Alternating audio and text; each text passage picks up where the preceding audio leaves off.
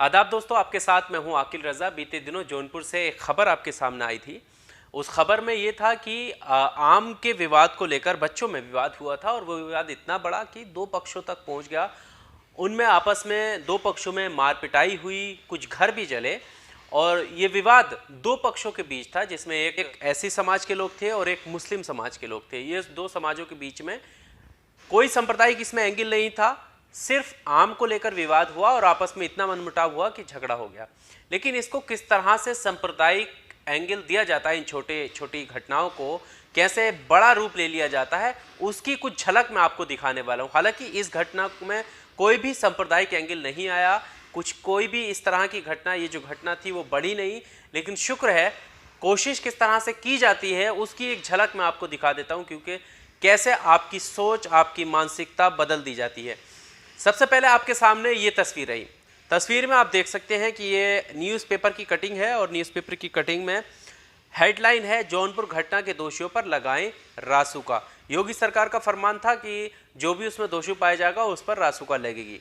ये कोई बड़ी बात नहीं है, लेकिन अब इस खबर को आप जैसे ही पढ़ना शुरू करेंगे, नीचे आ जाएंगे तो आप देखेंगे कि यहाँ से जब आप पढ़ेंगे कि घटना में शामिल मुख्य आरोपी सपा नेता जावेद सिद्दीकी, ग्राम प्रधान पति आफ्ताब उर्फ हिटलर व नूर आलम समेत 37 को गिरफ्तार कर लिया गया।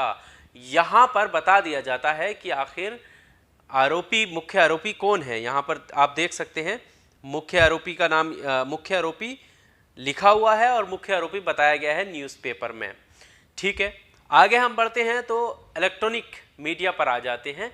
ब्रेकिंग न्यूज़ ये आपके सामने है, लिख रहा है नूर आलम जावेद सिद्दीकी पर है दलितों के घर जलाने का आरोप।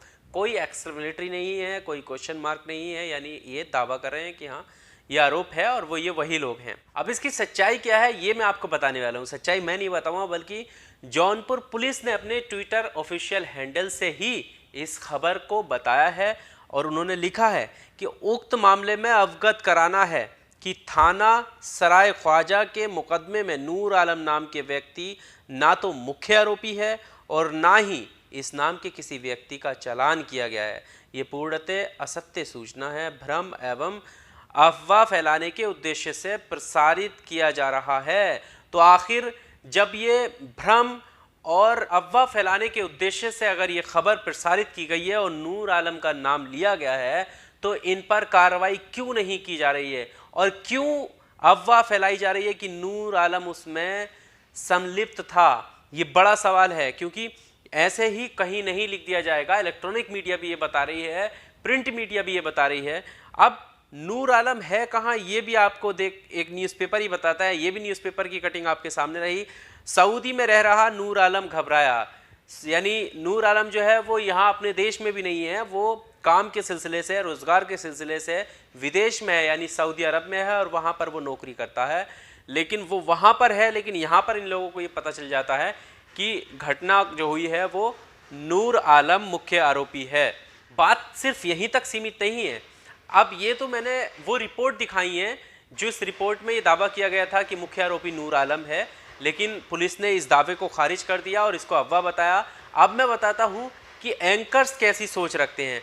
ये आपके सामने रोहित सरदाना का ट्वीट रहा। ये लिख रहे हैं, इन्होंने एक प्रोग्राम किया दंगल में, 5 बजे जो इनका प्रोग्राम आता है उसमें इन्होंने लिखा कि जौनपुर में दलितों के घर जले लेकिन दलित हितैषी सन्नाटे में चले गए।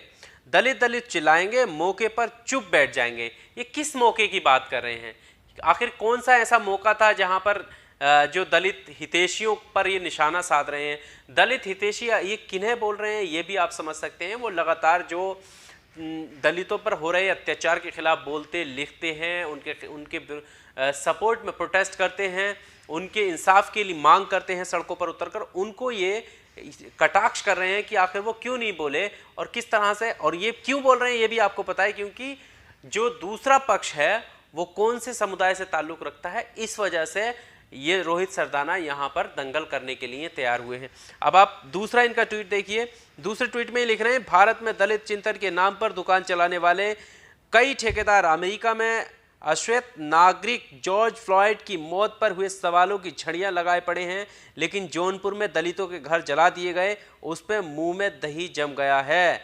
सवाल ये है कि सर इतने बड़े पत्रकार हैं, महान पत्रकार हैं, लेकिन सर को ये नहीं पता कि इन घटनाओं के लिए सवाल किससे किया जाना चाहिए। सवाल क्या जो दलित हितैषी में प्रोटेस्ट करते हैं, पोस्ट लिखते हैं, सोशल मीडिया पर आवाज़ बुलंद करते हैं कि इनको इंसाफ मिलना चाहिए, उनसे सवाल किया जाना चाहिए, या उनसे सवाल किया जाना चाहिए जो उस राज्य के मुख्यमंत्री हैं, जो सरकार चला रहे हैं, जो वहाँ के विधायक हैं, जो कानून व्यवस्था संभालने की जिम्मेदारी जिनके कंधों पर है, उनसे सवाल करना चाहिए। लेकिन सवाल उनसे नहीं कर रहे हैं। सवाल किन से कर रहे हैं और उनके सवालों में क्या चीज़ छुपी है, यह आप समझ सकते हैं कि मौका ये बता रहे हैं कि ये मौका था बोलने का, क्योंकि विपक्ष में कौन था, जो दूसरा समुदाय था वो कौन था, ये आप जानते हैं। इसलिए इनके ये सवाल एकदम निकल रहे हैं। इसका जवाब देते हुए पुनीत कुमार सिंह हैं, जो पत्रकारी हैं, उन्होंने ट्वीट किया। उन्होंने लिखा कि अगर आप सावधान नहीं रहेंगे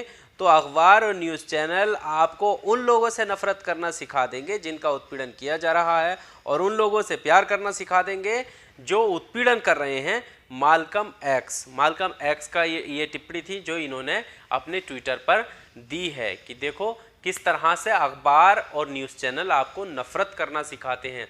सवाल ये था कि कानून व्यवस्था के लिए सवाल खड़े करने चाहिए थे, ये सवाल पूछना चाहिए था आखिर क्यों अनुसूचित जाति के लोगों के घर जलाए गए, क्यों ऐसी समाज के लोगों के घर जलाए गए, क्यों वहाँ पर कानून व्यवस्था इतनी बिगड़ गई कि एक मामूली से विवाद को लेकर इतना बड़ा नुकसान हो गया। वो बात अलग है कि सरकार ने मुआवजा दिया, ये बात अलग है कि सरकार ने कहा कि इन पर सख्त कार्रवाई होनी चाहिए, बेशक होनी चाहिए सख्त कार्रवाई, लेकिन ऐसी नौबत क्यों आई, ये सवाल सरकार से करना चाहिए या उन लोगों के खिलाफ करना चाहिए जो लोग दलित हितैषी पोस्ट लिखते हैं या दलितों के खिलाफ होते हुए अत्याचारों के खिलाफ बोलते हैं, उनसे सवाल करना चाहिए। सोचने की ज़रूरत है। हाल इस पूरी खबर में आपको क्या लगता है, क्योंकि हमने शुरुआत की थी खबर की जौनपुर से, जौनपुर में जो विवाद हुआ था उसको लेकर, और पत्रकारिता का जो स्तर है जौनपुर विवाद को लेकर वो किस तरफ जा रहा था, उस पर हमने बात की।